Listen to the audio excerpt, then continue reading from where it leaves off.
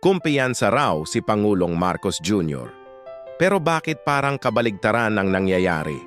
Sa bawat pahayag niya, tila mas lumalalim pa ang mga tanong at pagdududa ng taumbayan. Sabi niya, "I am confident." Pero para saan ang kumpiyansang iyan kung ang investigasyon ay tila namimili lang ng aasintahin? Kapag hindi ka alyado, mabilis ang usad. Pero kapag malapit sa palasyo, biglang tumitigil ang lahat. Ang hustisya ba ay para lang sa iilan?